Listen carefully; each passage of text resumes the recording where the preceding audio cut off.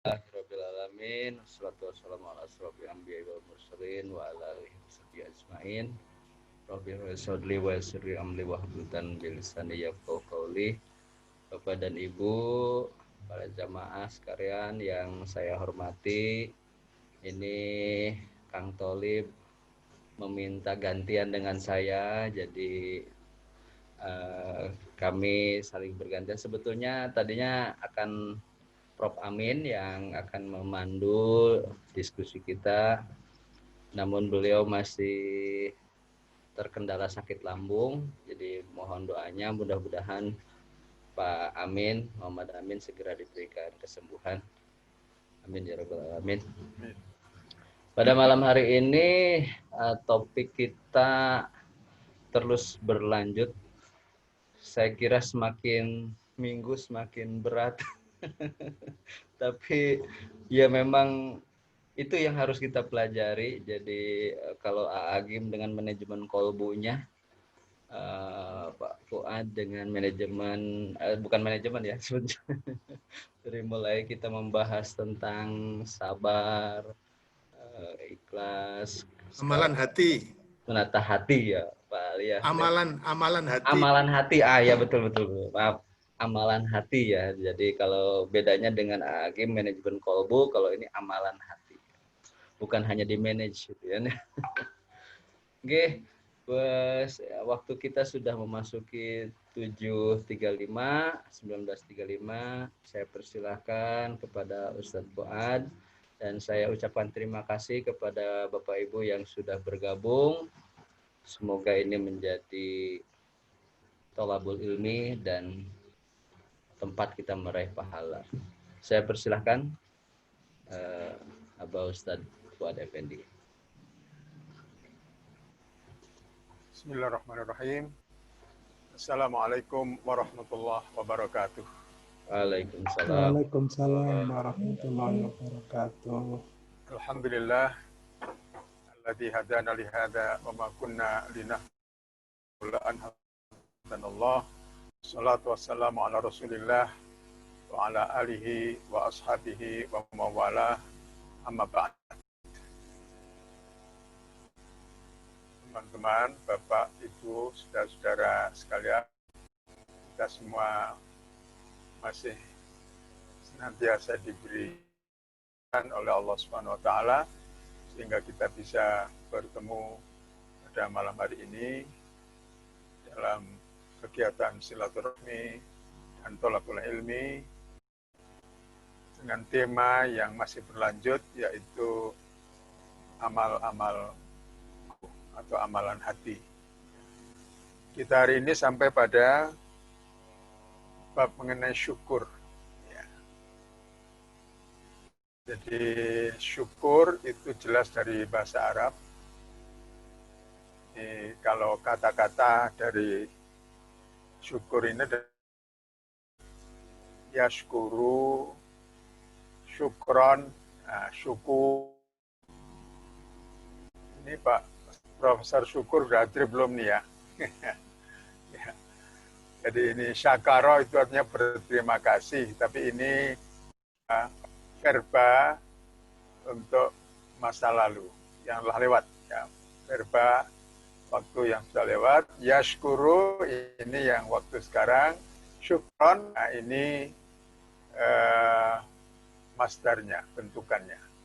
Jadi kalau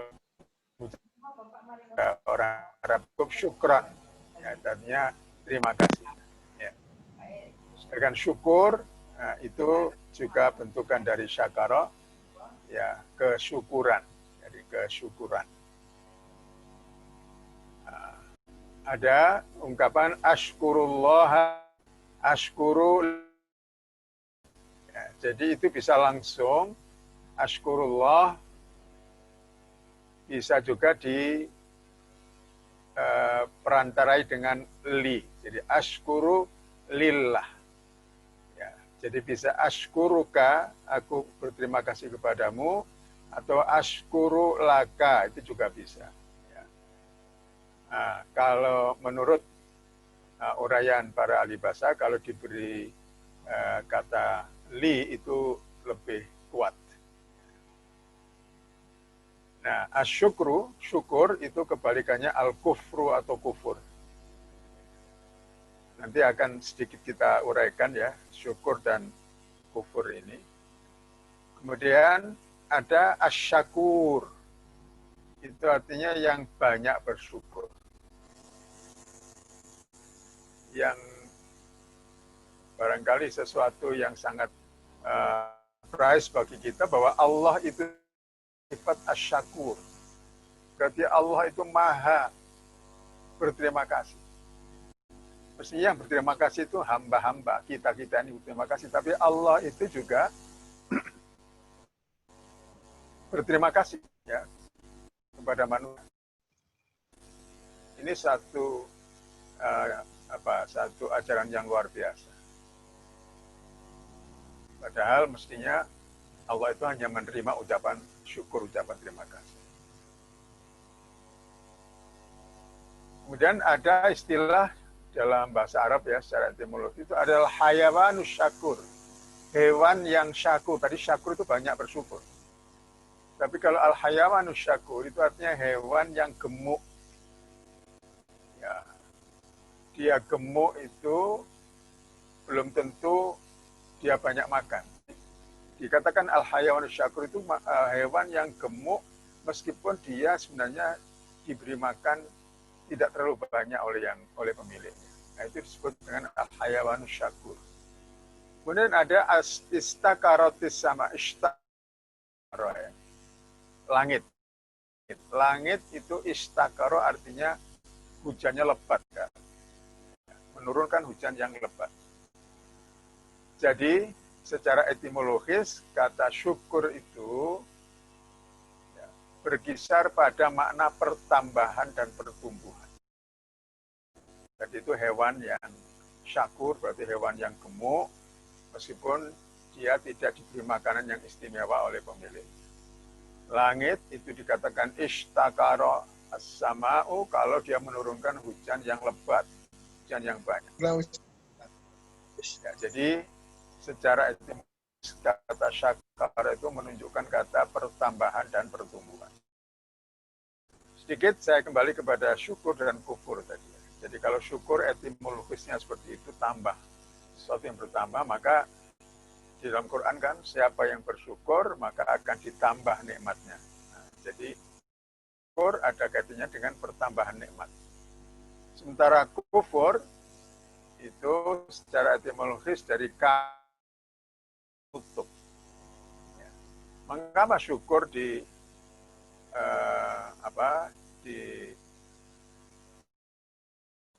kebalikan dari kufur? Karena syukur itu menampakkan, mengakui nikmat Allah.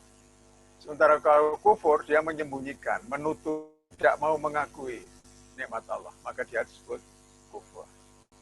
Kufur, orang kafir disebut kafir karena dia menutupi kebenaran. Menutup hatinya dari kebenaran. Orang yang sombong itu juga dikatakan kufur. Karena salah satu definisi sombong itu adalah tidak mau menerima kebenaran dari orang lain. Merasa dirinya selalu paling benar. Itu kata kafaro yang kemudian menjadi kafir. Jadi penggunaannya di Quran itu kita lihat kata kafaro itu kan ada 3 macam. Yang kafir, yang tidak mengakui adanya Tuhan. Kufur nikmah, kufur terhadap nikmat Allah. Dia menutupi nikmat Allah, ya, tidak mau mengakui nikmat Allah, maka dia tidak berterima kasih kepada Allah. Yang ketiga di Quran juga ada kata kufar, jamak dari kafir itu artinya petani. Karena petani kerjanya adalah menutupi tanah dengan tanaman. Atau di dalam film itu dikatakan petani itu kalau menanam kan selalu membuat lubang, terus dimasukkan benih di situ, kemudian ditutup dengan tanah supaya bijinya tadi tidak dimakan oleh hewan, oleh burung dan sebagainya. Maka dia kemudian disebut sebagai kafir, artinya yang menutupi tanah. Nah, Nah, ini sekedar kita bicara tentang pengertian etimologisnya. Sedangkan makna terminologis dari syukur, di sini referensinya dari bahasa Arab, ni'amil ilahiyati alal abdi, yaitu munculnya nikmat Allah Subhanahu wa taala pada sang hamba, di mana penampakan nikmat Allah itu pertama fi qalbihi, di dalam hatinya, imanan dalam bentuk iman. Jadi orang iman itu sebenarnya adalah orang yang bersyukur. Makanya orang yang tidak beriman disebut kafir, artinya juga tidak berterima kasih, tidak bersyukur kepada Allah. Wa fi lisanihi hamdan wa ta'na'an. Nah, nikmat Allah di dalam seseorang itu di dalamnya, di mana dia kemudian mengucapkan puji-pujian kepada Allah dan pujaan kepada Allah atau kepada siapa yang memberikan kepadanya suatu kebaikan atau kenikmatan. Wa fi jawarihi ibadatun wa ta'atun. Dan pada tubuhnya itu dalam bentuk ibadah dan ketaatan kepada Allah Subhanahu wa taala. Ya, sehingga yang namanya syukur itu mencakup 3 hal, yaitu syukur di hati, syukur di lisan, dan syukur di anggota badan. Ya, iman dalam hati, pujian dan pujaan dengan lisan, dan ibadah dan ketaatan dengan jasadnya. Nah, ini terminologi dari syukur.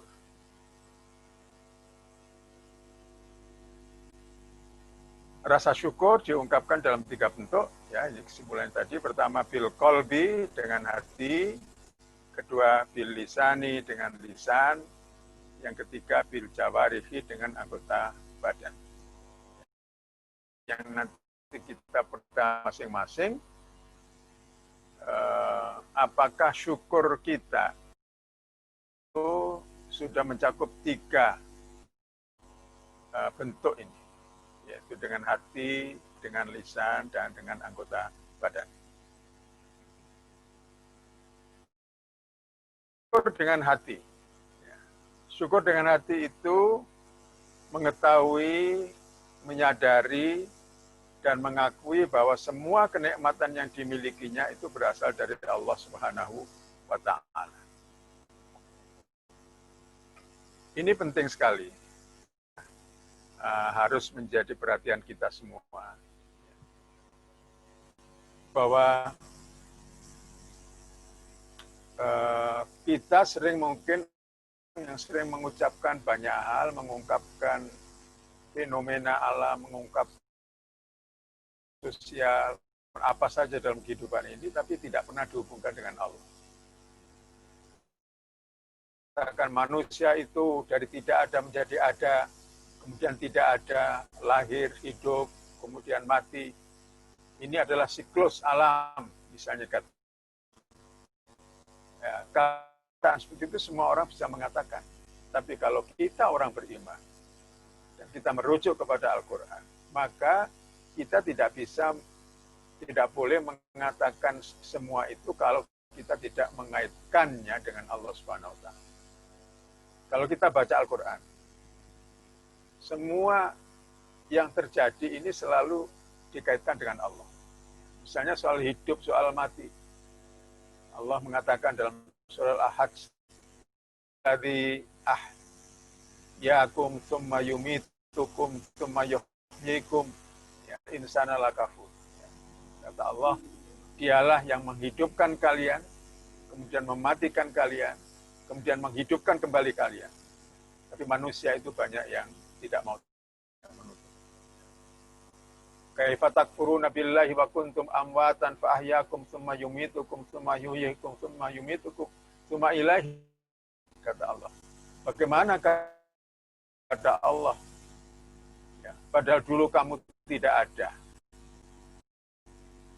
kemudian Allah menghidupkanmu, kemudian Allah mematikanmu, kemudian Allah menghidupkanmu kembali, dan kamu semua akan kembali kepada Allah Subhanahu wa Ta'ala. Di dalam batin kita sebagai orang beriman, segala sesuatu itu memang harus kita hubungkan dengan Allah Subhanahu wa Ta'ala. Itulah yang namanya zikir. Ya. Jadi kalau kita zikir sepanjang waktu itu artinya semua yang kita alami tidak pernah kita lepaskan dari Allah Subhanahu wa Ta'ala. Banyak orang dalam hatinya hanya mengingat negara, atasan, orang, sawah ladangnya, tokonya atau perusahaannya yang dianggap telah memberinya penghasilan untuk kehidupan. Padahal semua itu kan hanya perantara. Sumbernya tetap Allah. Dan banyak orang hanya mengingat perantaranya dan melupakan sumbernya. Nah, ini bukan soal sepele karena menyangkut iman.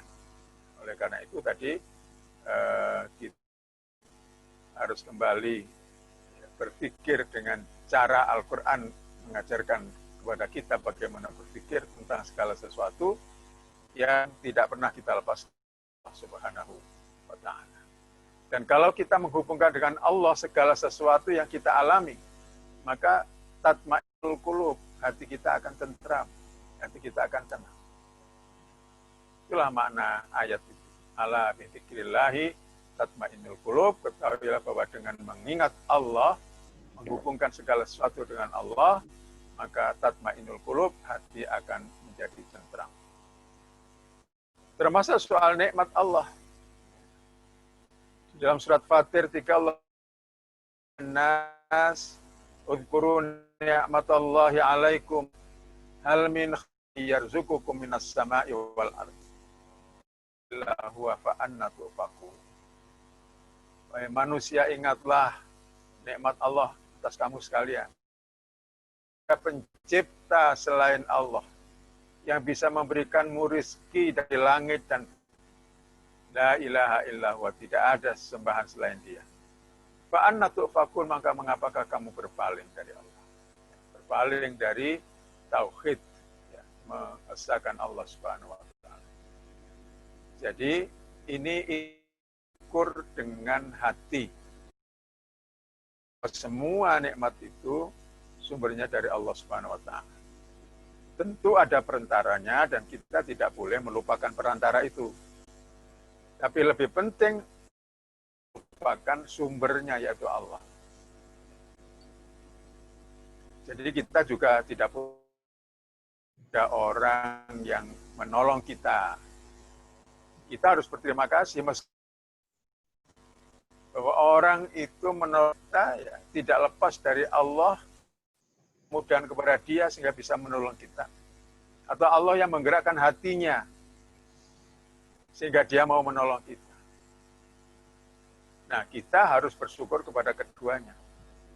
Berterima kasih kepada yang menolong kita, bersyukur kepada Allah, karena pertolongan itu tidak akan pernah bisa sampai kepada kita kalau tidak dikehendaki dan diizinkan oleh Allah Subhanahu. Sedikit sini saya ingin menyinggung soal makna, ya, penggunaan kata. Jadi di dalam bahasa Indonesia itu kalau bersyukur itu kepada Allah. Kalau kepada sesama manusia itu berterima kasih. Dalam bahasa Arab, syakara itu ya digunakan untuk kepada Allah dan juga digunakan kepada sesama manusia. Ya. Jadi ini kalau di dalam bahasa Arab. Ada kata hamdun, alhamdulillah. Jadi kalau hamdun, nah, pujian kepada Allah itu, jadi alhamdulillah itu lebih luas dari. Kalau alhamdulillah itu pujaan kepada Allah sebagai zat yang memang layak dan patut untuk dipuji karena kemaha besarannya, karena maha murahnya, karena maha dermawanannya. Tapi tidak ketika kita mengucapkan alhamdulillah, alhamdulillah tidak harus kita mengucapkan nashkurullah, syukur kepada Allah, itu mesti terkait dengan satu nikmat tertentu. Bersyukur kepada Allah karena lulus ujian, kita bersyukur kepada Allah karena diberi keselamatan, kita bersyukur kepada Allah karena, nah jadi selalu ada karenanya, ini kalau syukur. Tapi kalau hamdun itu umum sekali, tidak harus terkait dengan suatu nikmat tertentu. Selanjutnya, syukur dengan lisan. Ya. Lisan seseorang itu mencerminkan isi hatinya. Seseorang tahu, sadar, dan mengakui bahwa tidak ada rezeki dan kenikmatan yang tidak bersumber dari Allah, dia akan dipenuhi oleh rasa syukur, dan jika hati dipenuhi rasa syukur, maka lisan akan tergerak mengucapkan Alhamdulillah. Kalau kita cermati ucapan-ucapan dan doa-doa yang diajarkan Rasulullah SAW dalam keseharian kita, semua ekspresi dari zikrullah tadi. Dan kebanyakan merupakan ucapan syukur kepada Allah. Sebab kalau kita mau tidur, ya, apa yang kita baca? Nanti bangun tidur, apa yang kita baca? Itu hamdalah semua. Jadi misalnya, kalau kita bangun tidur, kita mengucapkan Alhamdulillahilladzi ahyana ba'dama amatana wa ilaihin nusyur. Nah, kita bersyukur kepada Allah, kita sudah dihidupkan kembali setelah kita di dalam tidur itu. Ada lagi, kalau kita mau tidur itu Alhamdulillahilladzi at'amana wa saqana wa kafana, ya, wa kafi wa ana fikum mimman kafa min. Jadi di situ kita diajari Rasulullah, kalau kita bangun tidur itu mau tidur kita bersuhan, diberi minum, ya, diberi tempat tinggal, diberi awa, itu artinya memberi kita, bukan di rumah kita. Ya. Semuanya itu dihubungkan dengan Allah. Nah, kapan itu sebenarnya ya, berdasarkan petunjuk dari Rasulullah, semuanya adalah untuk membantu kita dalam segala. Mau keluar rumah, ya mesti bismillah. Kita masuk rumah nanti juga kita mengucapkan nama Allah dan seterusnya. Syukur dengan lisan. Kemudian syukur dengan anggota badan adalah dengan amal soleh. Sujud syukur, ini salah satu bentuknya. Ya. Kita menerima satu nikmat besar, maka salah satu yang kita lakukan secara anggota badan kita adalah melakukan sujud syukur. Pemain-pemain sebab sangat indah, ya. Ketika mereka bisa memasukkan gol, maka cara mereka berifuria adalah dengan sujud syukur. Ya. Kemudian sedekah. Ya. Jadi syukur itu salah satu bentuknya adalah dengan sedekah. Dalam berbagai bentuk. Ya. Sedekah itu macam-macam. Ada dengan harta, tapi ada juga non-harta. Dengan tenaga, dengan pikiran. Dengan tenaga kita membantu, ya dari yang kecil-kecil kita misalnya membantu tetangga ya, yang memerlukan tenaga. Ya, misalnya tetangga mau bantu kita, kemudian menjadi panitia, itu juga satu bentuk syukur kepada Allah sebenarnya, karena kita sudah diberi tetangga yang baik. Sedekah dengan pikiran, kita memberikan solusi kepada teman kita yang sedang mengalami persoalan. Juga kata-kata yang baik, itu juga merupakan sedekah. Menyapa, memberi salam, senyuman, bahkan menyingkirkan bahaya. Kalau dalam hadisnya, imatul adhan, tarik. Ya, itu menyingkirkan sesuatu yang membahayakan dari jalan. Itu semua adalah bentuk sedekah. Jadi, ucapan syukur, bentuk syukur dengan anggota badan itu adalah dengan sedekah banyak sekali macamnya. Nah, kalau di Indonesia ini tradisi syukuran. Kita ngadakan syukuran. Syukuran itu mesti ada makannya. Nah, ini sedekah itu dengan harta. Kalau syukuran kok enggak ada makannya, ya itu namanya kecut kan, gitu kalau orang Malang bilang ya. Nah, jadi itu termasuk syukuran itu adalah menyatakan rasa syukur dengan anggota badan, yaitu dengan harta dalam kaitan ini. Kalau kita punya, kalau tidak tentu bisa dengan cara yang lain. Kemudian ada satu hadis yang menarik. Ya, syukur, ini dari hadis Rasulullah ya, syukur atas nama 360 sendi dalam tubuh kita. Ini ada hadis. Yusbihu ala kulli sulama min ahadikum sodaqah. Hendaklah ya, seseorang di antara kalian, orang-orang beriman itu, setiap pagi, tiap datang pagi itu bersedekah atas nama sulama. Sulama itu adalah tulang dan sendiannya. Yang jumlahnya itu menurut para ahli itu ada 360 sendi dalam tubuh kita. Bagaimana kita bersyukur atas nama 360 sendi yang ada dalam tubuh kita? Berikan suatu petunjuk mudah sekali. Itu kata beliau, fakullu tasbihatin sodaqah. Mengucapkan tasbih itu sodaqah. Kullu tahmidatin sodaqah. Mengucapkan tahmid itu sodaqah. Mengucapkan tahlil itu sodaqah. Mengucapkan takbir itu sodaqah. Amar ma'ruf itu sodaqah. Nahi mungkar itu sodaqah. Jadi kalau ini kita lakukan, kita baca subhanallah, alhamdulillah, la ilaha illallah, Allahu akbar. Ya. Itu adalah bentuk dari syukur kita kepada Allah atas nama 360 persendian yang ada dalam tubuh kita. Jadi ringan sekali Rasulullah mengajarkan kepada kita. Maka tasbih, tahmid, tahlil, takbir ini kehidupan kita sehari-hari. Juga amar ma'ruf nahi mungkar. Tapi Rasulullah SAW memberikan suatu keringanan luar biasa. Dia katakan wa yujzi'u min duha. Semua itu bisa dicukupi dengan 2 rakaat salat duha. Jadi kalau kita melakukan salat duha 2 rakaat, sudah waktu syuruk sampai sebelum waktu zuhur waktunya, itu berarti kita sudah melakukan syukur kepada Allah atas nama 360 sendi dalam tubuh kita.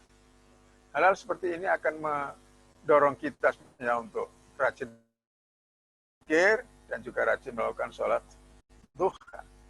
Dengan penghayatan tadi itu, ini kita sedang bersyukur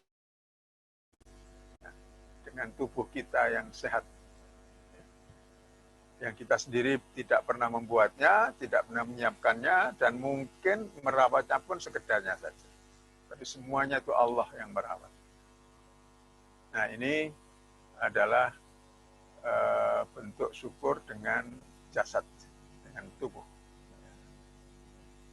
Salat ya, itu merupakan bentuk syukur yang menyeluruh. Ya. Di dalam salat itu terkumpul 3. Jadi mari kita hayati, kita sholat itu juga dalam rangka syukur kepada Allah. Syukur dengan hati dalam keikhlasan dan kekhusyuan ibadah kita. Syukur dengan lisan, dengan ucapan, bacaan Al-Quran, dan doa-doa. Silakan langsung.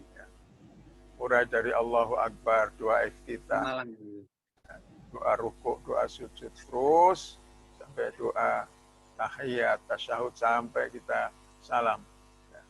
Itu semua adalah bentuk syukur dengan lisan kita kepada Allah Subhanahu wa taala. Kemudian syukur dengan anggota badan dalam sholat tentu adalah semua gerakan. Berdiri, rukuk, sujud, duduk, gerakan tubuh, kaki, tangan, dan kepala. Ini semua adalah juga bentuk syukur. Malam. Maka Rasulullah SAW suatu hari, suatu malam, beliau itu sholat malam begitu panjang sampai kaki beliau itu tampak bengkak.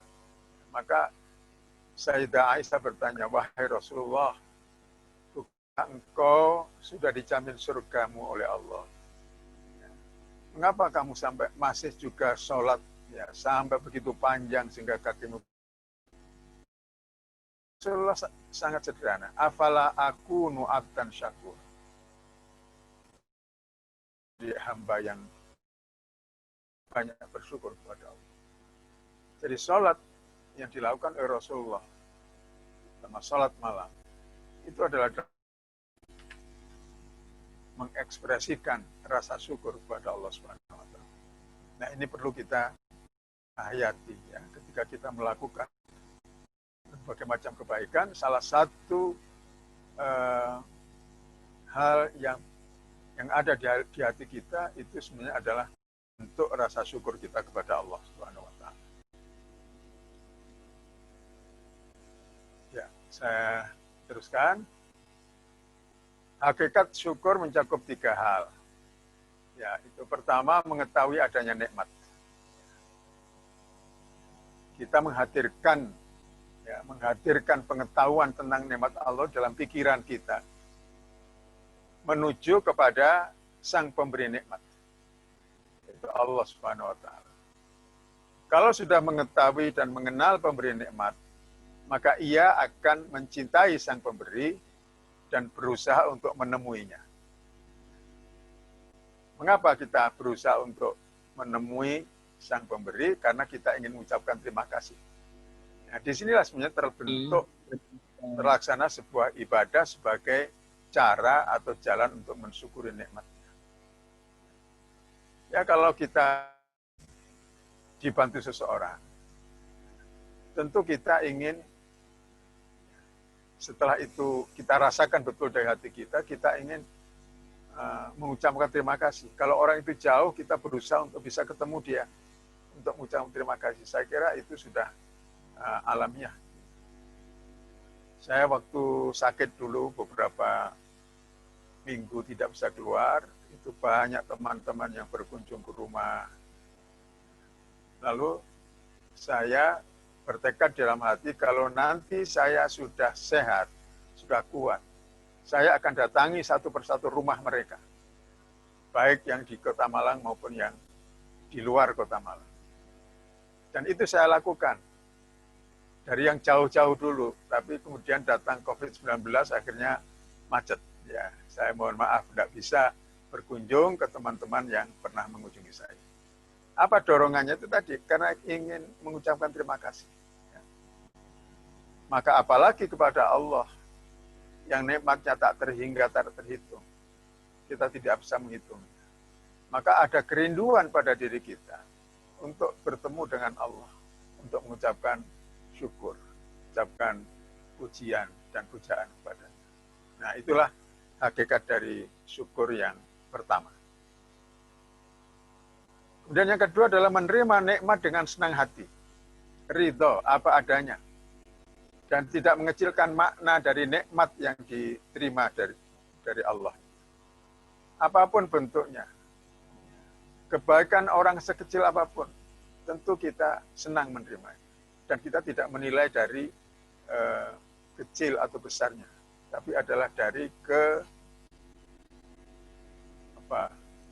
keikhlasan, kebaikan orang itu. Demikian juga kepada Allah. Sekecil apapun nikmat Allah kepada kita, kita harus menerimanya dengan penuh penghargaan. Kemudian yang ketiga adalah memuji pemberi nikmat Allah. Nah, memuji pemberi nikmat yaitu Allah ini ada 2 cara. Pertama, menyebut atau memanggilnya dengan nama-nama yang sesuai dengan kebaikannya, kemurahannya, kedermawanannya, dan lain sebagainya. Maka ketika kita berdoa itu kan disunahkan juga memanggil Asmaul Husna. Ya. Misalnya kalau berkaitan dengan hal-hal kebaikan Allah, ada Al-Barrur Rahim, Al-Jawadul Karim, Ar-Razzaq, Al-Mannan, dan seterusnya. Ya. Itu ada juga doa-doa yang diajarkan Rasulullah dengan menyebut Asmaul Husna. Jadi ini adalah cara kita memuji pemberi nikmat, yaitu Allah. Cara pertama dengan menyebut atau memanggilnya dengan nama-nama yang sesuai dengan kebaikan. Cara yang kedua adalah menampakkan nikmat Allah. Bagaimana cara kita menampakkan nikmat Allah? Pertama, menggunakan nikmat Allah untuk kebaikan. Jadi kalau kita menerima rizki yang besar, lebih dari biasanya, maka cara kita menampakkan kepada Allah nikmatnya itu adalah kita menggunakan rizki itu untuk sesuatu yang baik. Untuk infak, untuk sedekah, ya, membantu orang yang memerlukan, dan seterusnya. Nah, yang kedua adalah memberitahukannya kepada orang lain. Nah, makanya ada ayat, wa amma bi ni'mati rabbika fahaddits. Adapun dengan nikmat Tuhanmu, hendaklah kamu hadis, ya. Sampaikan, omongkan. Ini yang kedua. Yang ketiga, menampakkannya dalam tampilan. Menampakkan dalam tampilan. Ini adalah hadis Rasulullah SAW. Man an'amallahu alaihi ni'matan, fa innallaha yuhibbu an yura atharu ni'matihi abdihi. Barang siapa yang Allah berikan nikmat kepadanya, maka Allah itu suka kalau melihat orang itu tampak di dalam dirinya, ya, bekas-bekas dari nikmat Allah itu. Ya, jadi ini artinya kalau kita itu dapat nikmat dari Allah,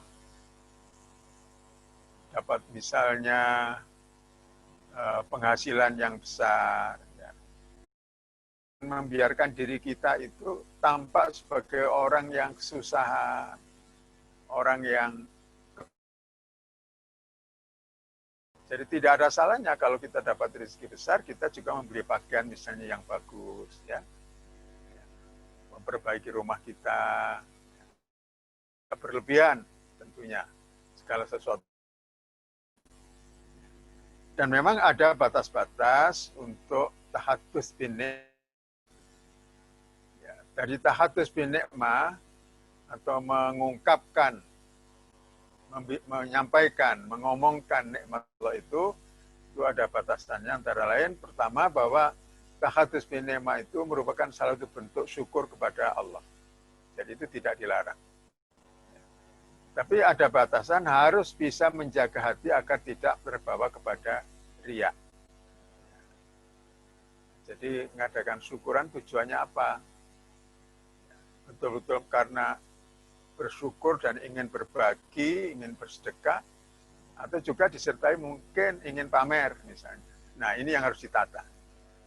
Kembali kepada keikhlasan kemarin. Yang ketiga, jika menimbulkan madarat, misalnya menimbulkan iri dan dengki, sebaiknya tidak ditampakkan. Jadi manfaat madarat tetap menjadi pertimbangan. Juga tidak berlebihan dan mempertimbangkan perasaan orang lain.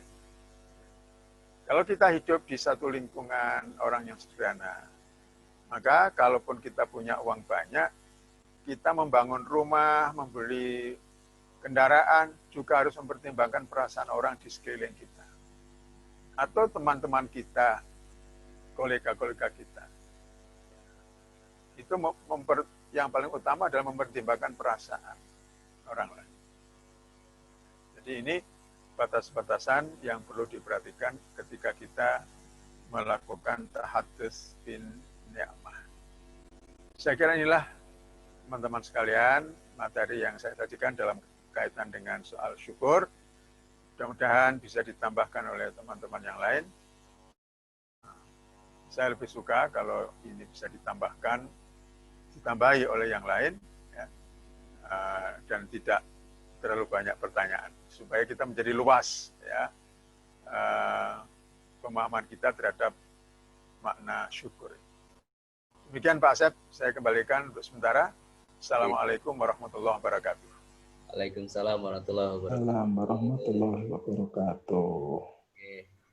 Atur suhun Pak Fuad. Namun jika bertanya pun sebetulnya ini bagian dari memperluas mungkin pemahaman Ustadz. Ya, monggo, monggo, monggo. Karena saya pun banyak dalam hati setelah Ustadz menjelaskan ini kok apa ya, tadi ada 360 sendi-sendi kehidupan yang mungkin sendi-sendi yang ada dalam diri kita itu ya harus kita gunakan untuk mensyukuri nikmat Allah yang saya kira tiada tara lah gitu ya. Terlebih bagi saya yang tidak pernah bermimpi kok bisa seperti sekarang. Ini adalah saya kira ya semua manusia mengalami itu. Kita diberi nikmat yang menurut saya jauh dari apa yang dulu kita pikirkan gitu kan. Nah ini mungkin Ustadz bagaimana sih sebetulnya, walaupun tadi sudah dijelaskan dengan berbagai penjelasan ya, kita itu kalau niat mau segala hal itu diniatkan mensyukuri dan apa tuh namanya bertaubat gitu kan ya, bertaubat karena apa yang kita dapatkan ini sebetulnya bisa jadi yang pertama nikmat Allah, yang kedua bisa jadi ujian dari Allah gitu kan. Nah ini cara kita menggerakkan 360 sendi kehidupan, sendi yang ada dalam diri kita untuk menjadi bersyukur itu yang lebih simpel dari penjelasan tadi ada enggak? Ustaz? Mungkin ini ya pancingan aja dulu ya, pancingan dulu. Terus nanti yang lain juga menambahkan gitu. Justru sangat sederhana itu bimbingan Rasulullah ya. Jadi kita berterima kasih kepada Allah atas nama 360 sendi yang ada dalam tubuh kita. Jadi kita ini kadang tidak menyadari, tangan kita ini aja ada berapa sendi di sini. Ini puluhan loh, ya, puluhan di sini. Menurut yang saya baca di ilmu kesehatan itu. Nah, ini kan satu gambaran yang oleh Rasulullah itu menyadarkan kita ya bahwa nikmat Allah itu begitu besar ya. Sendi-sendi yang diberikan kepada kita jumlah itu, bagaimana cara bersyukurnya? Rasulullah memberi gambaran ya bertasbih, bertahmid, bertakbir, bertahlil, itu sudah merupakan ucapan syukur, ya, mewakili sendi-sendi yang ada dalam tubuh kita. Bahkan kata Rasulullah, itu sudah cukup diwakili 2 rakaat sholat duha. Tapi harus ada kesadaran, ya Allah saya melakukan sholat duha ini sebagai rasa syukur ya saya kepadamu, bukan karena kita sholat duha itu nomor 1, nggak usah terlalu minta. Karena sekarang ini kan banyak orang rajin sholat duha, karena kalau sholat duha itu nanti rezekinya jadi gampang. Jadi kembalinya ke dunia. Dan rumah di surga katanya Ustaz. Nah makanya, jadi lebih afdol kalau itu kita wujudkan dalam bentuk sebagai sebuah rasa syukur kita kepada Allah. Ya, karena masih kita bisa melakukan sholat duha ya. Di tengah-tengah kesibukan kita yang luar biasa misalnya, ya, kalau kita punya kesadaran syukur itu maka kita sempatkan ya. Karena ada hal-hal yang mendorong kita untuk bersyukur sebenarnya ya, tapi tadi belum sempat saya kemukakan. Tapi baiklah, kita saya kira begitu Pak Asep ya. Jadi sederhana sekali Rasulullah mengajarkan kepada kita, nggak berat kok beragama ini. Bersyukur itu ya seperti itu. Kita sholat 2 rakaat duha, itu sudah mewakili kesyukuran dari 360 persendian yang ada di dalam tubuh kita. Ya. Nah. Terima kasih. Oke. Okay. Silakan, mungkin Bapak Ibu yang lain, Pak Ali dulu ya. Ya. Silakan Pak Ali. Ya Pak Asep, tadi saya kira Pak Fuad itu agak salah paham ya, karena didengar oleh Pak Asep itu sebagai 360 sendi kehidupan ya. Tapi maksudnya itu tadi sendi-sendi di tubuh. Ya. Jadi artinya kelihatannya tadi begitu banyak cara yang kemudian sebenarnya itu cara semua itu kita sudah lakukan, hanya sekarang ini, karena ini betul-betul menata hati ya, amalan hati, itu bagaimana caranya semua hal yang tadi sudah kita lakukan, itu kita kaitkan dengan nikmat. Ya, kita kaitkan dengan ini yang mungkin gunanya ikut pengajian ini, kita harus punya metakognisi. Sadar sebetulnya yang kita lakukan itu kita hubungkan dengan apa. Jadi kalau menurut saya yang pelajaran yang saya petik dari Ustadz Fuad ini adalah menyadarkan kepada kita, membentuk metakognisi kita mengenai semua yang sudah kita lakukan, termasuk misalnya hal yang paling sederhana, mengatakan paling sederhana, 2 rakaat duha, itu ternyata kalau kemudian kita sadar mengkaitkannya dengan syukur, itu betapa itu sudah mensyukuri nikmat itu. Jadi pertanyaan Pak Asep tadi tampaknya, ya itu semua itu kan sederhana sekali. Bahkan melafalkan sholat 33 kali subhanallah, subhanallah. Itu kemudian kalau kita sadari bahwa itu juga merupakan ungkapan syukur, itu kan berarti itu ya syukur, tapi kalau tidak disadari hanya karena itu sebagai suatu kebiasaan yang tak ada kesadaran akan niat itu, tampaknya menjadi tidak merupakan perilaku hati yang bersyukur gitu. Tapi gini Pak Fuad, ini dilema kalau misalnya kita berinteraksi dalam grup WA, itu kita menyampaikan tadi mungkin kalau dikaitkan dengan tahadud bin nikmah tadi, antara pamer, riya, dan tahadud ini yang sulit sekali.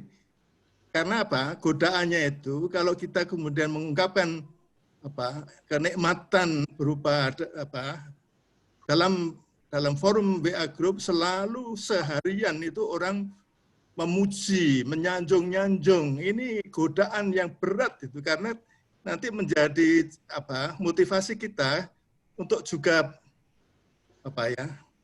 menyampaikan kabar gembira itu, karena ingin pamer itu Pak Fuad. Gimana itu? Terima kasih. Oke, terima kasih Pak Ali. Menambahkan sekaligus juga menambahkan pertanyaan. Kancane boleh ke Zoom Bu ini background-nya diganti-ganti lucu. Ya. Gimana Pak Syed? Saya jawab. Silakan Ustaz dijawab. Oh iya. Kali yang terakhir. Ya, disitulah memang masalahnya adalah menata hati. Ya. Jadi kita diperbolehkan, bahkan juga diperintahkan untuk tahadus bin nikmah. Ya. Tapi tadi juga ada satu batasan. Yaitu bagaimana kita, ini memang resikonya bagaimana kita menata hati.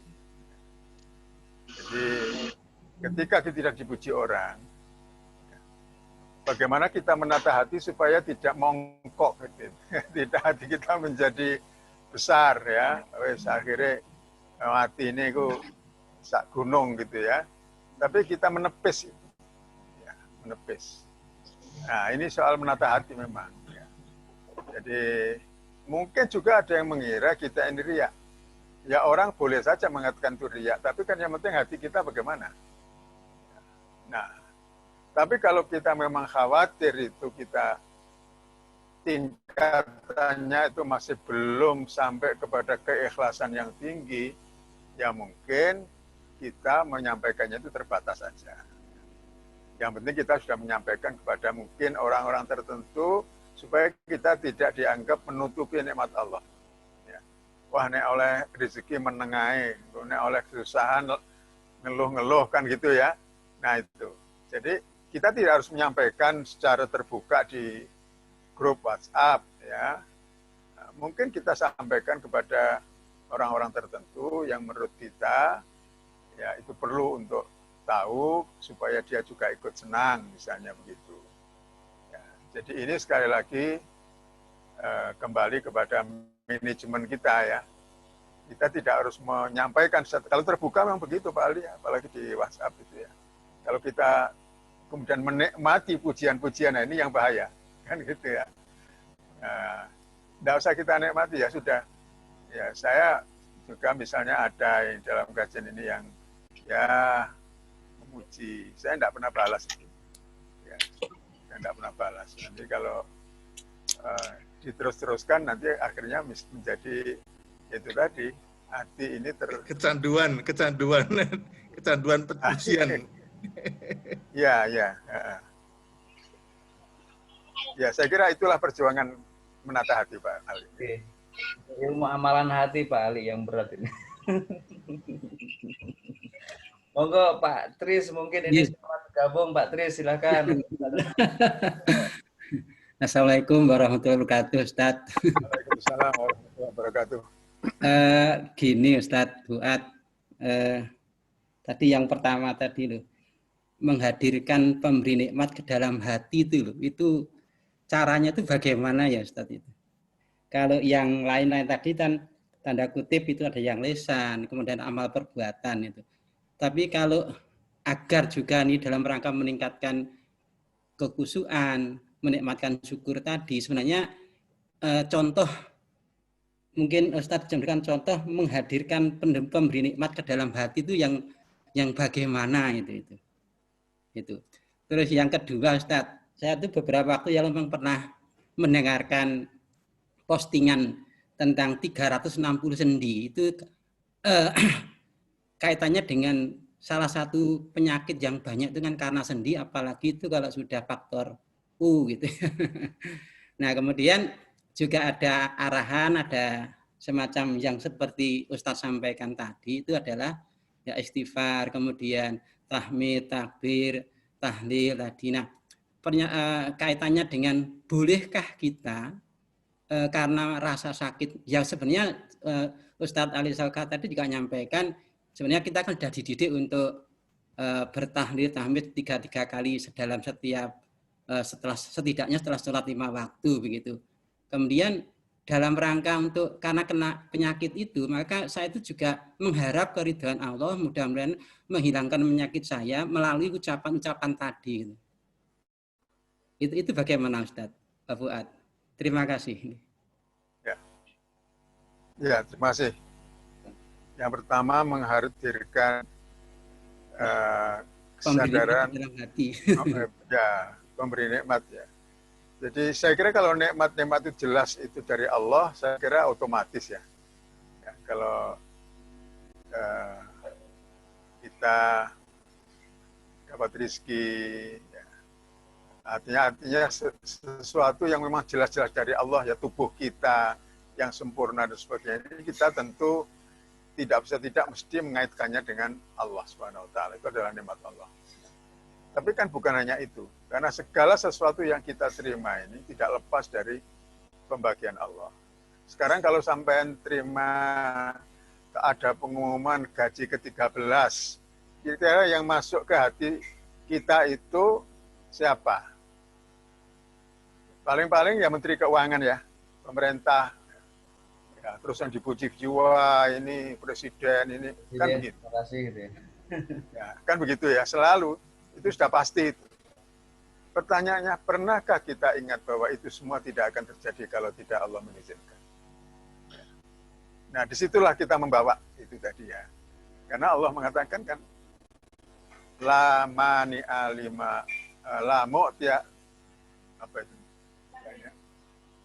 La mani alima ataita wala Iya. Wala mu'tiya lima mana'tah. La mu'tiya lima mana'tah wala La yanfa'u darjati min tajaddu. Ya. Jadi tidak ada yang bisa memberi kita kalau Allah mencegahnya. Sebaliknya tidak ada yang bisa mencegah kalau Allah sudah berkehendak untuk memberi kita. Nah, kan ini kalau kita sadari itu kan, maka ketika kita menerima nikmat apapun, pertama tentu kita ingat kepada yang memberi sesama manusia. Tapi jangan dilupakan bahwa itu semua sumbernya adalah dari Allah Subhanahu wa taala. Nah, jadi saya kira dengan menyadari itu, jangan kita hanya terpaku kepada yang memberi. Tapi kita juga tidak boleh kemudian, wah semua itu dari Allah, kemudian tidak perlu berterima kasih kepada orang yang memberi kita, itu juga salah. Jadi kedua-duanya kita harus terima kasih. Yang tidak berterima kasih kepada manusia, kata Rasulullah, juga tidak berarti tidak berterima kasih kepada Allah. Tetapi yang harus menjadi kesadaran kita bahwa semua yang diberikan oleh manusia itu tidak akan bisa terjadi kalau tidak karena diizinkan oleh Allah Subhanahu wa Ta'ala. Nah, jadi tinggal menambahkan itu aja saya kira Pak, ya, memasukkan itu. Ya. Soal dzikir ya kalau kita sakit ingin kesembuhan ya kita dzikir apa terutama istighfar Pak. Istighfar itu bisa menyembuhkan penyakit, bisa membantu kita dari kesulitan, ya. Bisa menurunkan hujan. Ya, itu ada ayat-ayatnya itu. Ya, dengan istighfar itu banyak hal bisa diselesaikan. Ya. Nah, jadi tidak ada salahnya kita ketika sakit dan menginginkan kesembuhan, ya kita bacakan doa-doa termasuk memperbanyak dzikir tadi. Dzikir yang paling utama itu kan sebenarnya Al-Quran ya. Tapi yang sering kita baca, Subhanallah, Alhamdulillah, La ilaha illallah, Allah Akbar, itu semua juga dari Al-Quran. Semua dari Al-Quran. Dan itu bisa kita amalkan ya, ketika kita menginginkan sesuatu dari Allah. Bahkan kalau kita tidak hafal doa macam-macam itu, ya cukup istighfar aja. Dengan istighfar, baca Al-Fatihah. Ya. Dan ada doa-doa tertentu, yaitu mungkin perlu kita juga hafalkan ya, untuk tujuan-tujuan tertentu, ya, untuk keselamatan, untuk kesembuhan. Ya. Itu semua ada doa-doanya. Dan itu bisa kita lakukan setiap saat, tidak hanya kita sesudah sholat. Jadi saya sendiri terus terang aja, ya ini belum terlalu lama juga sih. Saya kan kalau pagi mesti senam sekarang, sambil berjemur ya. Setengah jam, 45 menit gitu ya. Itu saya punya senam yang hitungannya itu dulu dari instrukturnya itu kelipatan 9. Nah, jadi rata-rata 27 kali. Kalau sudah kuat itu berarti bisa dilipatkan sampai 81 kali. Sekarang saya ubah menjadi kelipatan 11. Ya. Jadi ada gerakan tangan, gerakan kepala, gerakan kaki. Ya. Dan itu saya pakai zikir. Ya. Subhanallah, subhanallah. Sehingga sekali senam itu, pagi hari itu mungkin bisa minimal itu 99 ya, karena 11 itu ya kali 9 99 dari subhanallah alhamdulillah Allahu akbar la ilaha illallah dan astagfirullah dan juga yang lain-lain. Nah itu daripada kita ngelangut saja itu waktu senam pikiran kita tidak kemana-mana, kita hubungkan dengan Allah, insya Allah itu akan lebih berkah kira-kira. Nah, mungkin begitu. Ya. Pak Syukur ini perlu menambahkan ini. Ya. Ini Pak Syukur ini punya WA, saya telepon ini. Assalamualaikum warahmatullahi wabarakatuh. Waalaikumsalam warahmatullahi wabarakatuh. Saya mau bertanya Ustadz. Tuh, kok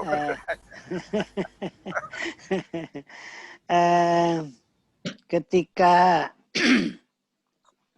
Nabi Sulaiman di lembah semut itu di surat An-Naml, beliau karena paham bahasa binatang kemudian bersyukur kepada Allah. Yang ingin saya tanyakan di dalam doanya itu, a'udzubillahi minasyaitonirrajim, Rabbi auzi'ni an askura ni'mataka allati an'amta 'alayya wa 'ala walidayya wa an a'mala shalihan tardahu wa aslih li fi dzurriyyati inni tubtu ilaika wa inni minal muslimin. Yang ingin saya tanyakan Ustadz, di situ rasa syukur itu juga dikaitkan dengan kedua orang tua kita. Barangkali Ustadz Fuad bisa memberikan penjelasan kenapa rasa syukur itu bukan hanya kepada nikmat Allah, tetapi juga kepada yang disebutkan belakang itu. Matur nuwun Ustaz. Ya, itu kan kita bersyukur atas nikmat yang diberikan kepadaku. Alladzi an'amta alayya wa ala walidayya kan. Iya, betul. Juga nikmat yang diberikan kepada kedua orang tua saya. Mengapa? Karena kita sadar bahwa kita bisa menjadi seperti sekarang ini itu tidak lepas dari kebaikan dari kedua orang tua kita. Ya. Jadi itu. Kemudian di akhir itu disebutkan tentang wa amala sholihan. Iya, tardahu. Ini dijadikan dasar oleh para penafsir untuk menyatakan salah satu bentuk syukur itu adalah amal soleh. Makanya minta juga kepada Allah supaya saya diberi kemampuan untuk melakukan amal soleh dalam rangka supaya saya bisa ashkuru nikmataka, bersyukur kepada Allah. Karena kita juga nggak bisa melakukan amal soleh kalau tidak dikehendaki oleh Allah SWT. Nah, jadi ini memang berkaitan.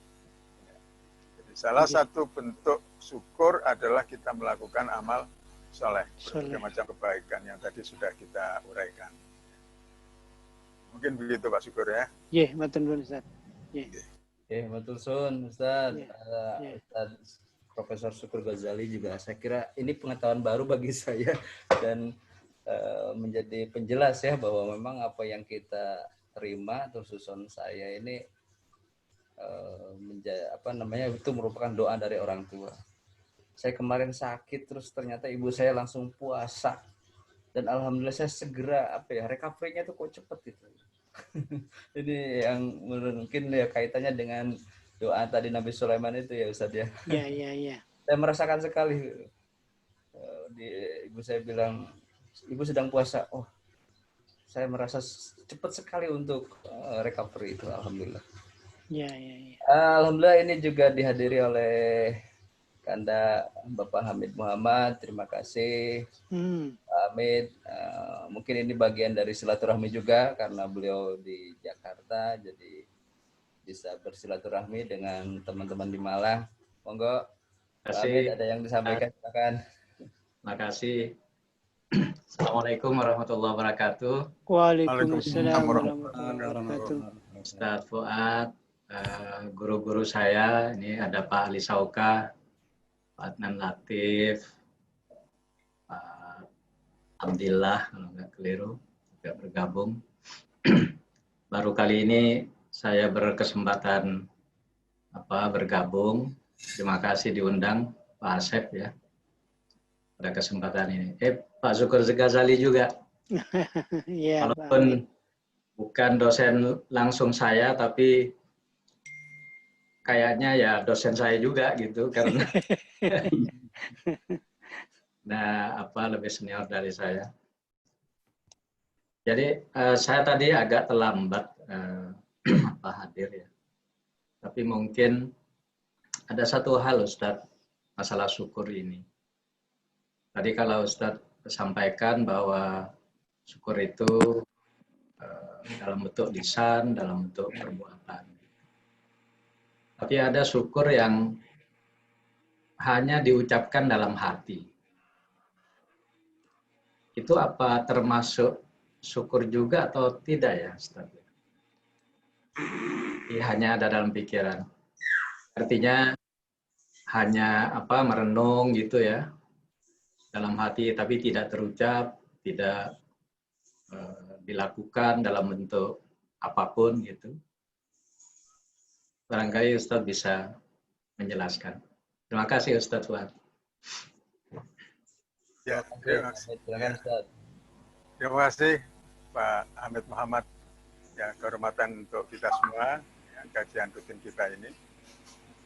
Jadi tadi juga sudah saya jelaskan bahwa syukur itu diwujudkan dalam hati, dalam lisan, dan di dalam tindakan.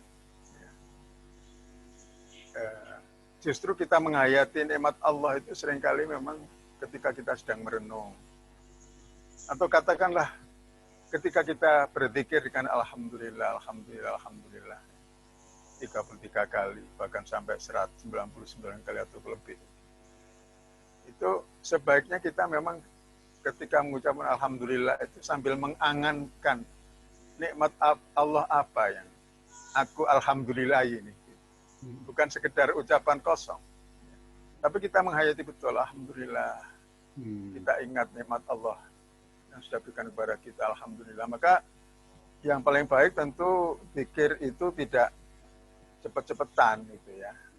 Jadi misalnya alhamdulillah, alhamdulillah, alhamdulillah, alhamdulillah itu nanti cuma zikir lisan aja. Tapi kalau kita pelan alhamdulillah, alhamdulillah, alhamdulillah. Itu kan kita sambil membayangkan ya, nikmat Allah apa saja yang sudah diberikan kepada kita. Mungkin setiap kita zikir kita teringat nikmat-nikmat Allah yang bermacam-macam. Ada nikmat yang besar, nikmat yang kecil, terutama yang besar-besar itu selalu menjadi ingatan kita. Nah, saya kira memang begitu, Pak Amir. Jadi kita semua saya kira syukur dalam hati itu yang pertama tentunya sebelum kita ucapkan dan kemudian kita wujudkan dalam tindakan. Dan itu sangat perlu karena itu akan sangat berpengaruh juga kepada pembangunan jiwa kita. Ketika kita berhamdalah dengan menghayati nikmat-nikmat Allah yang tidak terhingga. Saya contoh saja saya itu sekarang kalau alhamdulillah itu sekarang lebih pelan karena ada nikmat besar yang saya alami. Misalnya saya sekian bulan yang lalu itu saya sudah sakit ya, yang semua orang mengkhawatirkan ya karena memang itu yang berbahaya. Tapi alhamdulillah kemudian saya diberi kesembuhan ya. Dan yang saya ingat pertama tentu Allah yang beri kesembuhan, tapi yang kedua adalah doa dari teman-teman. Nah, itu semua saya ingat. Maka ketika saya mengucapkan alhamdulillah itu pertama tentu adalah syukur kepada Allah, tapi juga saya ingat alhamdulillah saya punya banyak orang yang juga mendoakan saya. Nah, itu termasuk yang saya alhamdulillah ya gitu ya. Nah, kira-kira begitulah ya yang bisa sampaikan kepada Pak Hamid dan juga terima kasih Ustaz. Terima kasih. Ini Pak Agus Widianto. Pak Agus ya. Oh ya, silakan Pak Agus, mungkin sekaligus memperkenalkan juga ini kalau saya belum begitu kenal. Silakan Pak Agus. Beliau dosen UGM Kang Asep. Oh iya terima kasih. Alhamdulillah telah bisa bergabung dengan kami. Silakan Pak Agus, mungkin ada yang disampaikan. Ya, terima kasih. Assalamualaikum warahmatullahi wabarakatuh.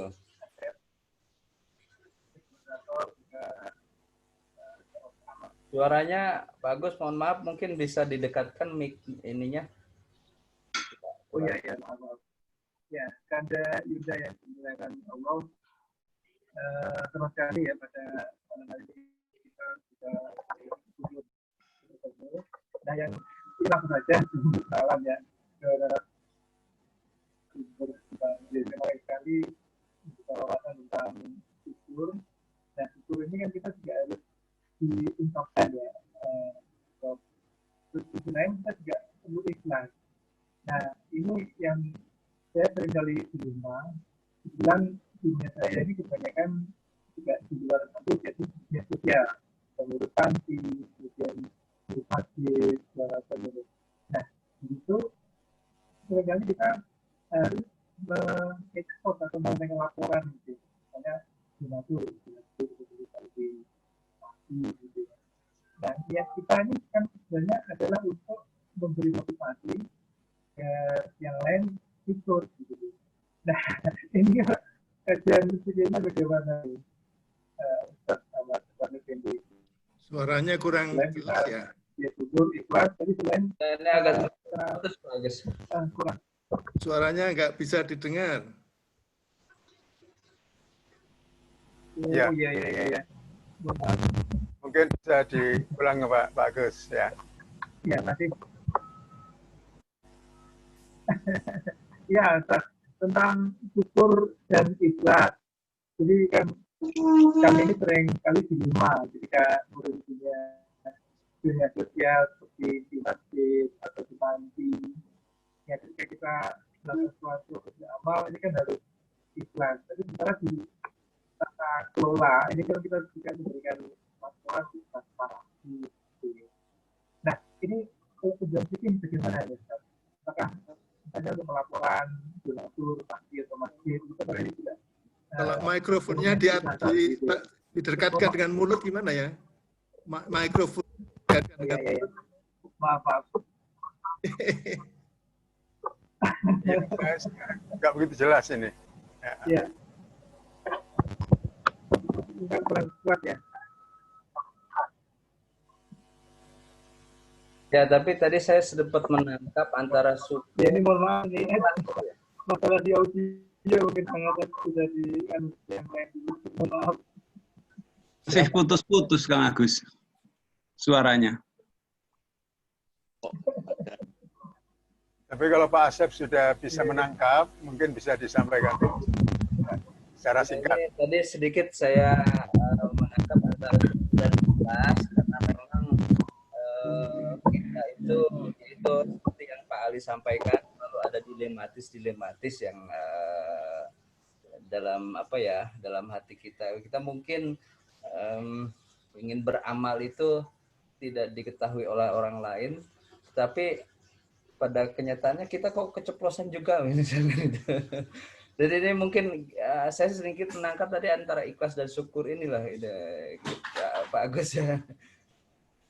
Silakan mungkin Ustadz bisa ditanggapi. Ya. Jadi mengungkapkan rasa syukur kalau dengan lisan, tadi kan memang dengan lisan itu kan menyampaikan kepada orang tentang nikmat yang kita terima. Nah itu memang resikonya adalah kaitannya dengan soal keikhlasan. Ya. Bagaimana supaya kita ketika menyampaikan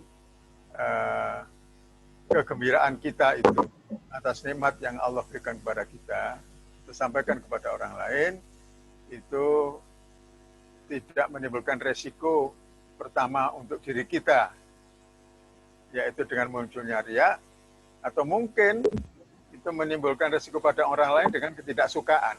Ya.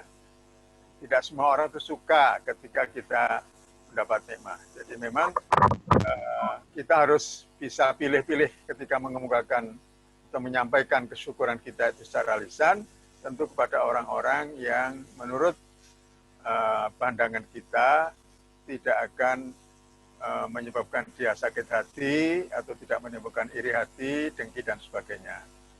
Nah, sementara pada diri kita memang yaitu tadi kita harus menghindarkan menata hati kita sehingga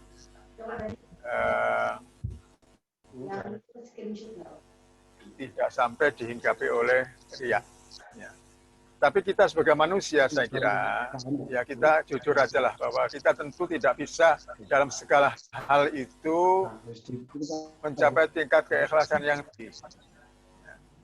Jadi kalau kita kemudian juga merasa kadang ada rasa riya, ya segera istighfar saja. Ya, kita bisa lepas juga dari itu. Jadi kita istighfar.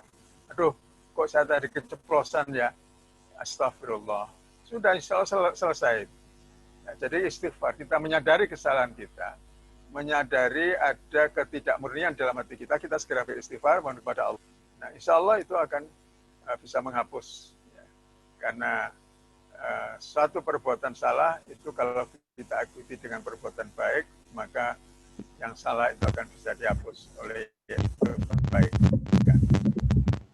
Jadi, kita juga jangan terlalu tegang lah ya dalam menghadapi masalah seperti ini. Kita secara bertahap memang harus menata hati kita supaya tambah lama kita itu bertambah meningkat keikhlasannya. Saya kira itu aja. Ya.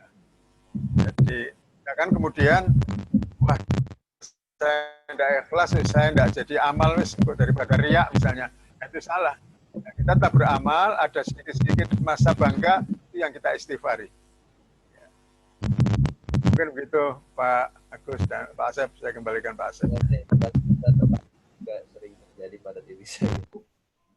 Dari Pak Amri ini pertanyaannya agak panjang, tapi lebih enak kalau disampaikan langsung aja Pak Amri ya.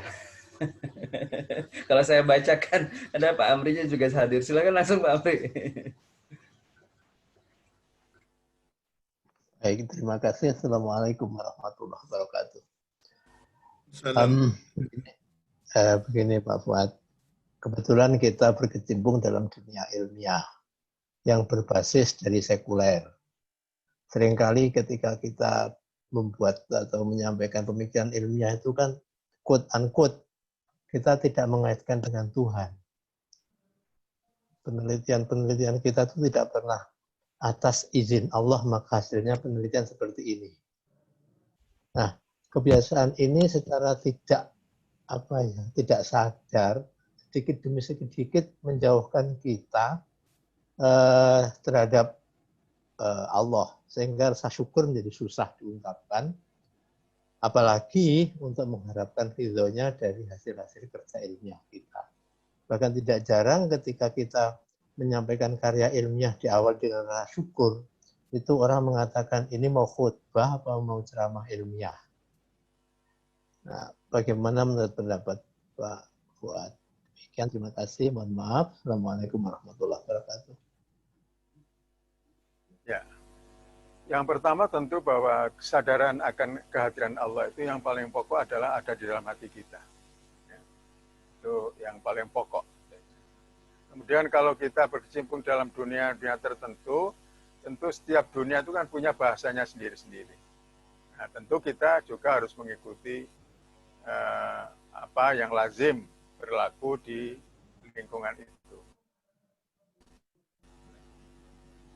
Misalnya saja contoh misalnya kata insya Allah, ya semua itu kan insya Allah.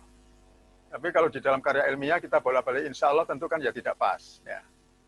Jadi kita menanamkan itu dalam hati. Meskipun di dalam pengungkapan itu kita sebisa mungkin dengan cara yang tidak vulgar tentunya. Ya, mengaitkan semua itu juga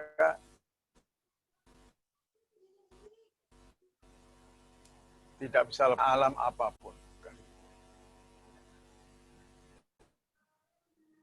Tapi kalau memang itu bisa diungkapkan secara tidak langsung, ya, apalagi vulgar jangan sampai, ya, karena nanti akan bertentangan dengan tradisi yang ada di lingkungan itu, ya, tidak harus kita lakukan. Tapi yang penting hati kita jangan lepas dari itu.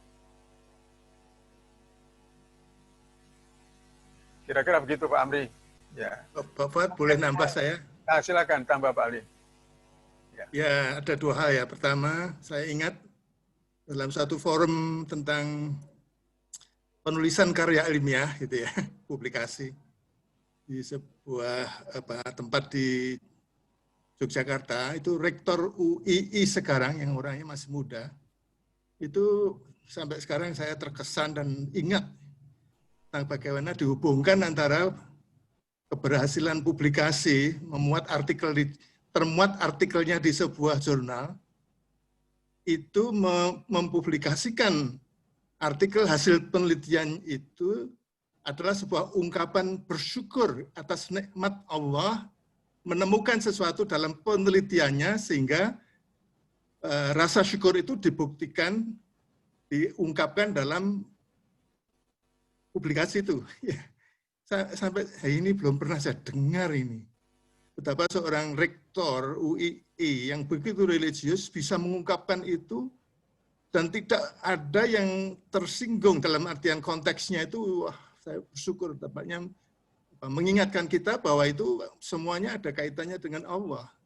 Itu salah satunya. Yang kedua, yang tadi disampaikan oleh Pak Amri itu, saya ingat tadi dari Pak Fuad ya, ini pelajaran dari Pak Fuad juga ini.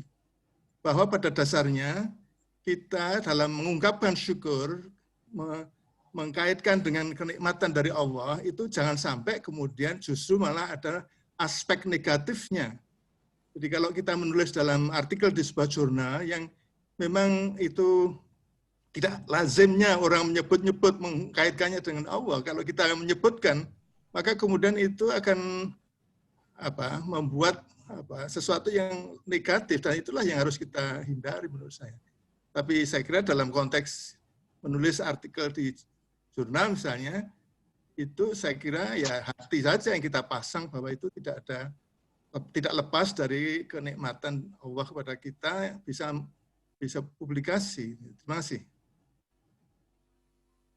Ya, jadi intinya menurut saya, pertama, hati kita yang tidak boleh lepas dari, bahwa semuanya itu adalah dari Allah. Adapun secara penampakan, penampilan dalam tulisan, saya kira kalau kita punya kecerdasan dan kelihayan, itu kita bisa. Ya, jangan sampai vulgar, ya. Jangan sampai tampak sehingga nanti akan diketawakan orang. Ya. Dan bahwa penelitian-penelitian sekarang yang dikaitkan dengan ajaran-ajaran agama itu, saya kira, saya baca misalnya, katanya ada penelitian bahkan di Harvard ya, yang pengaruh dari mendengar bacaan Al-Quran. Ya, itu sudah diteliti demikian rupa, dan itu penelitian bisa dipertanggungjawabkan hasilnya. Ternyata itu besar sekali misalnya pengaruhnya kepada pembentukan terutama ketenangan jiwa. Ya, itu saya pernah baca hasil penelitian seperti itu. Tetapi sekali lagi, kalau memang di jurnal ilmiah ya tentu harus berdasarkan kaidah-kaidah ilmiah. Ya. Jadi kelebihan kita lah untuk bagaimana supaya tidak ilmu itu tidak menjadi sekuler begitulah. Ya. Seolah-olah tidak ada hubungannya dengan Allah. Ilmu ya ilmu, agama ya agama. Saya kira ini yang memang memerlukan waktu kita untuk memadukannya. Pada dasarnya semua ilmu itu adalah berasal dari Allah Subhanahu wa Ta'ala. Tulisan iki lho kan kudune ngene.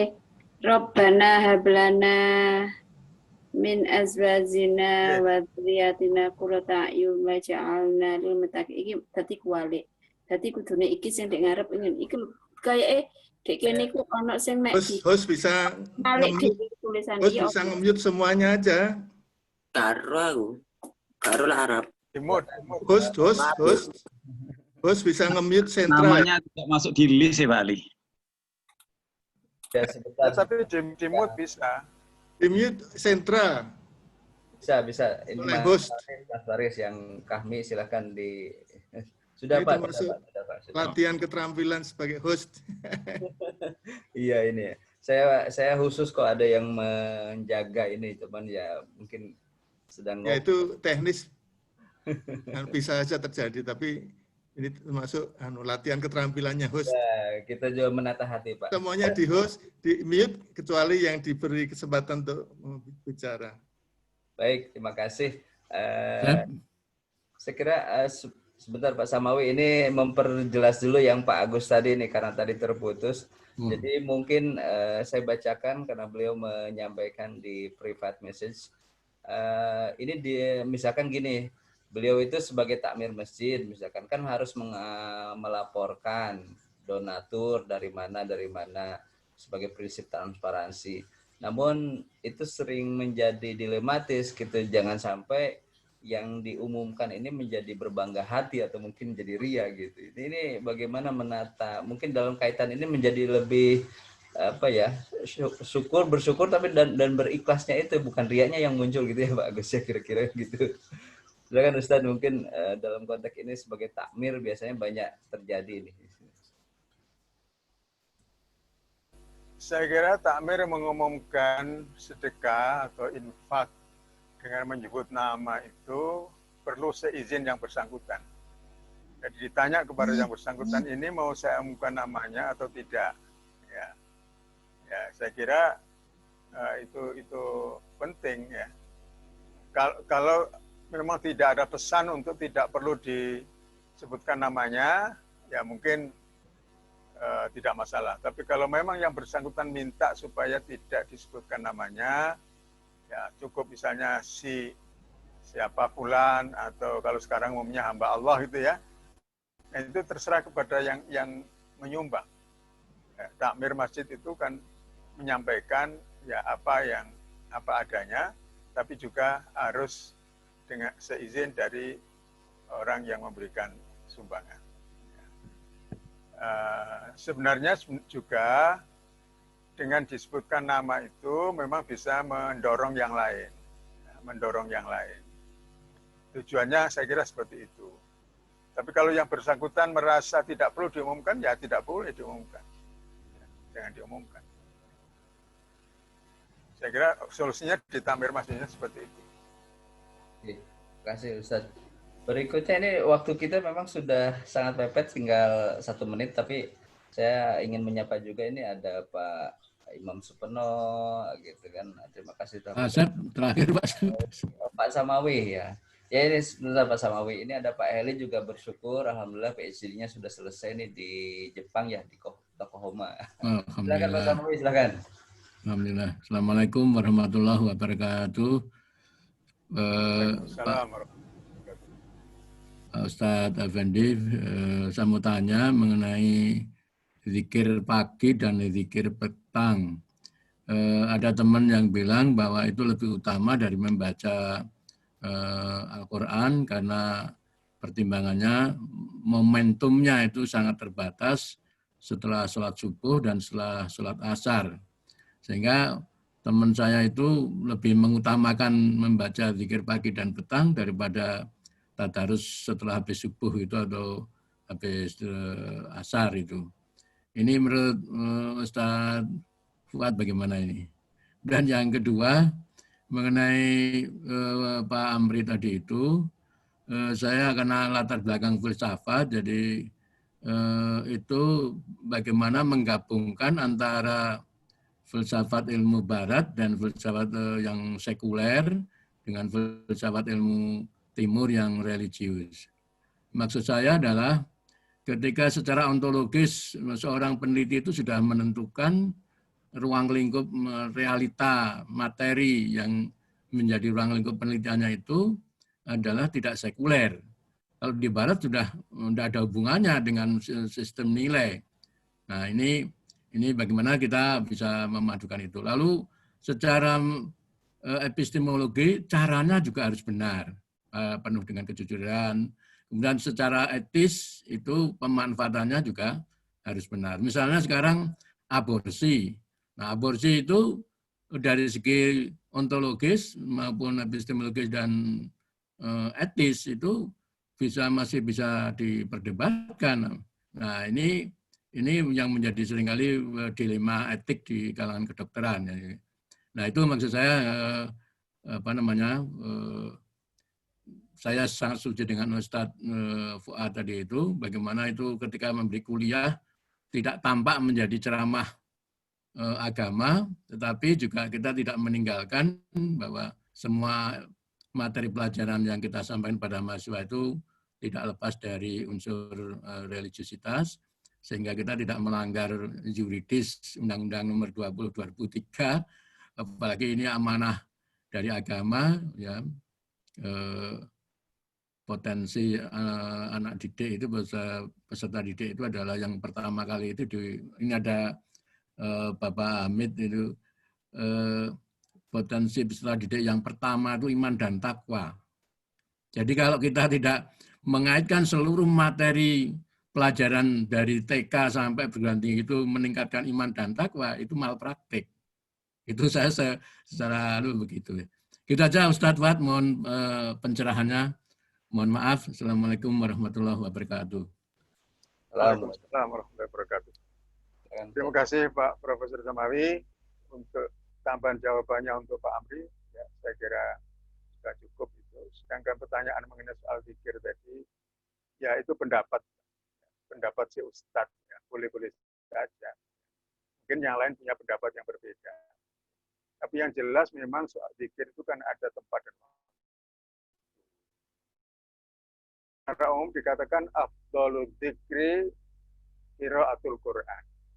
Ada yang mengatakan afdhalul dzikri la ilaha illallah. Ya, la ilaha illallah itu juga Quran. Karena la ilaha illallah itu ada di dalam Al-Quran, termasuk tasbih, tahmid, takbir. Jadi sebenarnya meskipun afdhalu dzikri la ilaha illallah. Tapi ketika adzan dikumandangkan, sebaiknya kita berhenti membaca Al-Quran dan kita menjawab adzan. Dan juga setelah selesai adzan kita berdoa. Jadi memang setiap zikir itu ada tempatnya masing-masing. Dan afdoliyahnya juga tergantung ya, kepada tidak bisa yang berlaku umum. Misalnya begini, kita mana lebih afdal membaca alhamdulillah atau astagfirullah atau subhanallah atau yang lain-lain. Mana yang kita perbanyak. Nah ini relatif. Kalau saya banyak dosa ini ya saya yang berbanyak astagfirullah. Orang yang hidupnya penuh dengan kemudahan, kenikmatan, mungkin dia akan memperbanyak alhamdulillah. Kalau hidupnya penuh dengan tantangan, dengan cobaan, mungkin dia Allahu Akbar untuk menguatkan hati. Cobaan yang saya hadapi lebih kecil, ada yang lebih besar, yaitu Allahu Akbar. Maka kita, jadi setiap orang mungkin punya situasi kejiwaan masing-masing, sehingga dia bisa milih zikir mana yang dia perbanyak. Astagfirullah kah, alhamdulillah kah, subhanallah, dan seterusnya. Orang yang mungkin punya karakter ingin memperteguh tauhidnya, mungkin la ilaha illallah akan diperbanyak. Jadi dengan mengaitkan untuk zikir tadi itu dengan betul-betul situasi kejiwaan kita, maka zikir-zikir itu akan menjadi lebih bermakna. Nah, saya kira begitu. Jadi soal pendapat tadi, monggo boleh-boleh saja. Ya, tapi kaidah umumnya seperti itu. Itu qiraatul Quran. Tapi tidak berarti bahwa kemudian tidak ada waktu di mana satu zikir tertentu sama. Ya. Contohnya seperti azan. Jadi baca Al-Quran juga termasuk bagian zikir ya, Ustaz? Ya. Iya, baca Al-Quran itu zikir. Afdhalul dzikri itu qiraatul Quran. Jadi baca Quran juga zikir. Nah, sekarang sampai baca doa zikir pagi sore tapi tidak paham misalnya apa isinya. Itu lebih afdal baca Quran. Baca Quran itu meskipun nggak paham itu sudah bentuk ibadah. Kita zikir bukan Al-Quran, apakah itu dapat pahala ibadah apa tidak, itu masih dipertanyakan. Karena satu-satunya teks yang dibaca meskipun tidak paham itu merupakan ibadah hanyalah Al-Quran. Makanya kalau yang zikir yang lain coba dipahami. Zikir pagi, zikir sore, ya kita pahami maknanya, mungkin itu akan lebih memang juga tepat dengan waktu, ya. Tapi sekali lagi itu usahakan kita bisa paham apa sebenarnya yang kita baca. Mungkin begitu Pak. Terima kasih. Ya, mohon maaf. Terima kasih Ustaz. Tidak lengkap jawabannya. Terima kasih. Semakin mantap lah dari Ustadz Fuad ini menetapkan hati saya karena dalam diskusi dengan teman tadi itu saya jadi ragu, waduh, tadarus saya harus hentikan untuk memfokuskan pada zikir pagi dan petang gitu. Jadi ternyata jawabannya adalah itu adalah pendapat dan itu sah saja, tergantung kita mau ikuti yang mana. Tapi yang terakhir tadi itu bahwa membaca Al-Quran itu pun juga merupakan perwujudan dari zikir. Terima kasih Ustadz Fuad. Ya, malah lebih afdal. Bapak dan Ibu, para jamaah sekalian, waktu kita sudah melebihi jam 21, tapi sebelum saya tutup, mungkin Ustadz Muntolib selaku the real host, silakan ada yang disampaikan. Dan sekaligus mohon memberikan komentar dan menutup acara ini. Terima kasih Kang Asep, Ibu Bapak yang dirahmati Allah. Sangat bersyukur kita bahwa saudara kita yang 4 tahun di Jepang, Dr. Ing Eli Hendrik Sanjaya, kemarin sudah tiba kembali di Malang.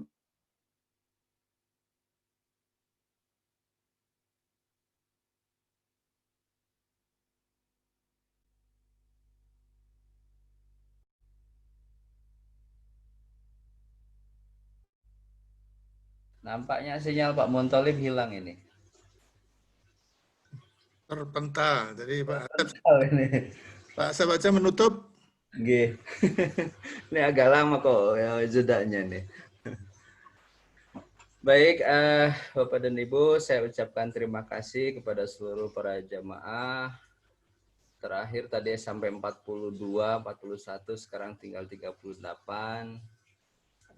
Alhamdulillah kita sudah menyimak, saya kira ini materi yang amalan hati yang terus semakin pertemuan, semakin memberikan kesadaran kepada kita. Pak Tholib bisa dilanjutkan, silakan Pak Tholib, sinyalnya sudah oke ya? Dianggap cukup aja dah.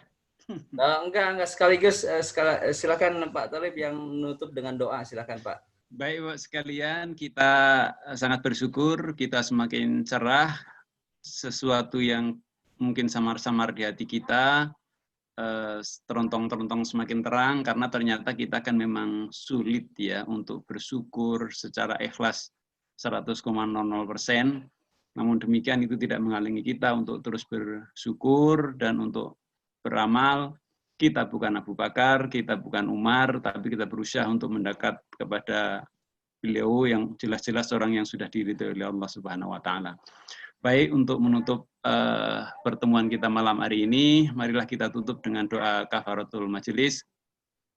Subhanaka Allahumma wa bihamdika asyhadu an la ilaha illa anta astaghfiruka wa atubu ilaik. Wassalamualaikum warahmatullahi wabarakatuh. Waalaikumsalam warahmatullahi wabarakatuh. Bapak Ibu sekalian, selamat malam. Salam